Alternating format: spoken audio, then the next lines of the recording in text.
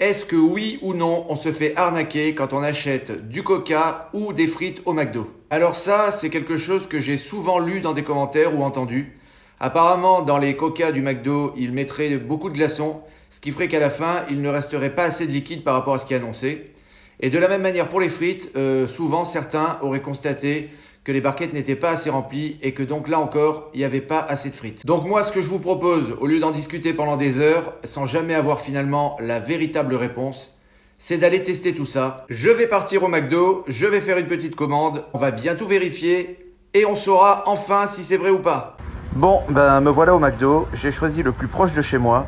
D'abord parce que je le connais bien, et ensuite parce que le but est de rentrer le plus rapidement possible après avoir passé la commande, parce qu'il ne faut pas que les glaçons fondent trop pour éviter de fausser les résultats au niveau du coca.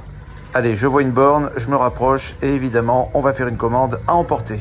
Bon, ça fait un moment que j'ai pas passé de commande au McDo, mais ça va vite revenir. Allez, c'est parti pour les frites. Ok, frites françaises, bon, c'est plutôt pas mal. Et on va prendre la petite frite pour commencer. Pas de sauce, ça sera évidemment pas nécessaire. Et je recommence l'opération pour une frite moyenne. J'avoue que c'est un peu lourd au niveau de l'arborescence parce que il faut repasser systématiquement depuis le début pour choisir un nouvel article.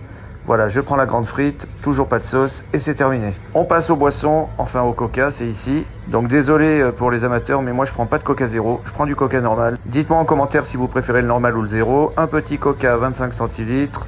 Ensuite, un moyen 40 centilitres. Et pour finir, le grand qui fait exactement 50 centilitres. Et je vais valider la commande. 19,30 € quand même, hein. En tout cas, j'ai remarqué un truc, ils annoncent les quantités en centilitres pour le coca, mais ils n'ont pas mis le poids en grammes pour les frites. C'est bizarre. Je fais le sans contact et je vais prendre le ticket de caisse parce que ce que j'aimerais voir aussi, c'est finalement ce qu'on paye au litre pour le coca et ce qu'on paye au kilo pour les frites. Ça y est, mon ticket de caisse arrive enfin. J'ai pas de compte au McDo. Et je vais vérifier que tous les articles soient bien sur le ticket avec le prix de chaque article individuellement.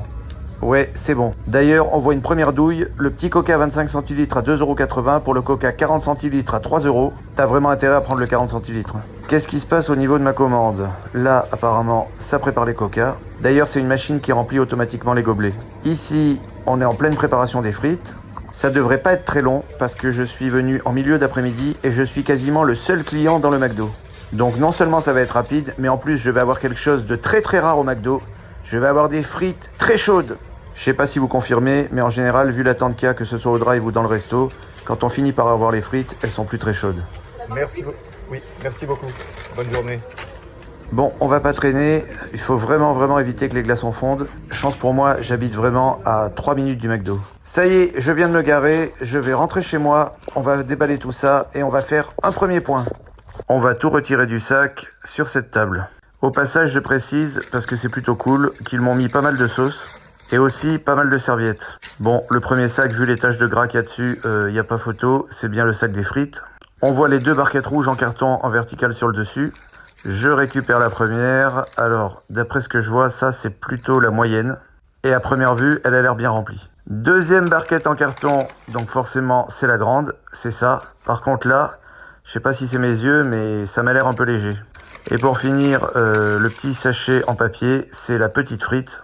Honnêtement, je me rends pas bien compte, mais j'ai quand même l'impression qu'il y a un problème sur la grande frite. Au fond du sachet, il reste 2 frites, mais qui doivent très probablement venir de la petite frite, parce que c'était la seule qui était allongée au fond. Je sais pas ce que vous en pensez, moi pour l'instant, à part la grande frite, le reste ça m'a l'air relativement bien rempli.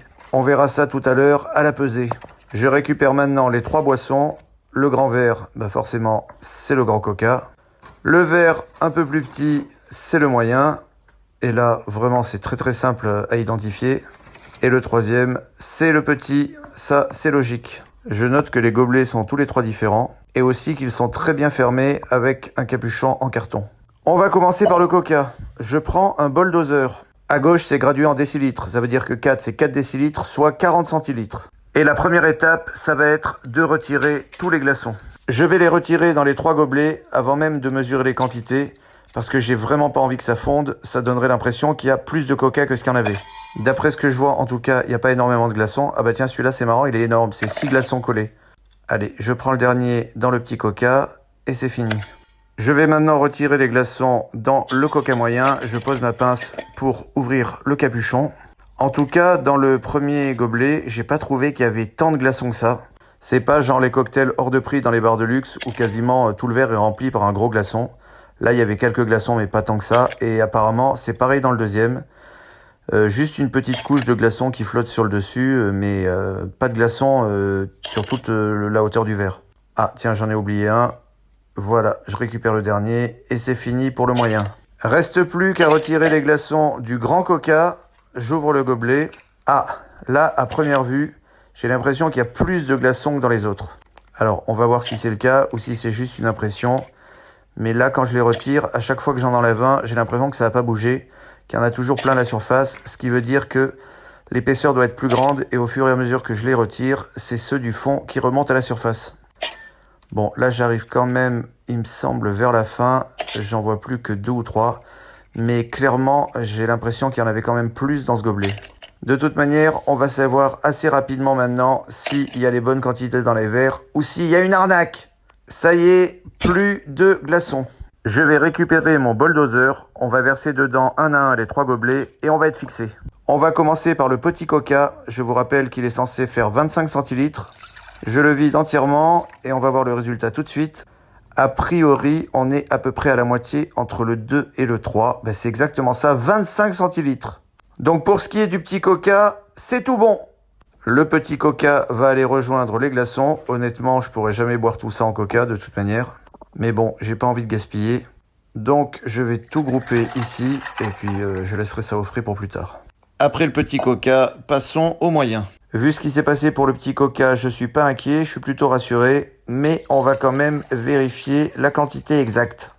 Ça y est, il est vide. Et si on regarde, alors on voit pas la graduation, mais on sent qu'on est juste au-dessus de la 4. Ce qui nous donne à peine plus de 40 centilitres. Là encore, McDo tient ses promesses. Pour les 2 premiers, en tout cas, il n'y a rien à dire. Aucune arnaque.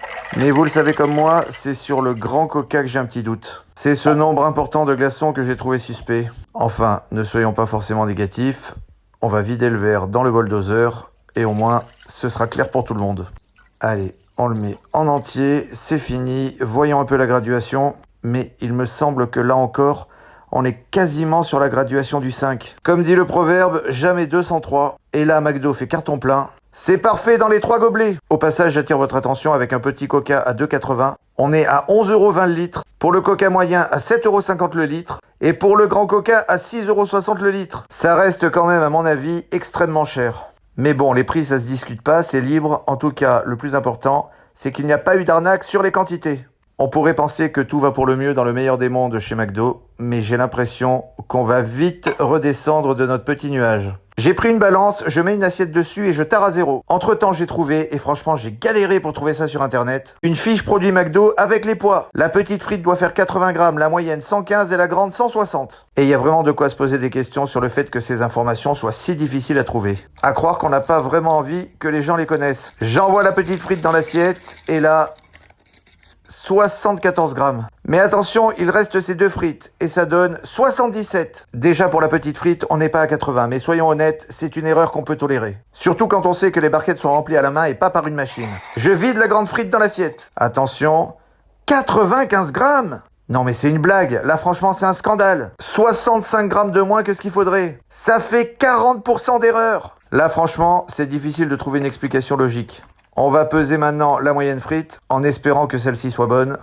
Attention, ça donne quoi? 97 grammes. C'est du grand n'importe quoi, il y en a plus que dans la grande. Mais il manque quand même 18 grammes, c'est-à-dire 15%. Au passage, je paye la petite frite à 31€ le kilo, la moyenne à 37€ le kilo, et la grande à 44€ le kilo. Aucune des 3 barquettes ne contenait la quantité de frites annoncée. C'est un carton rouge comme leur barquette pour McDo. 0. Donc, bilan de cette petite étude, c'est un sans faute pour McDo au niveau du coca.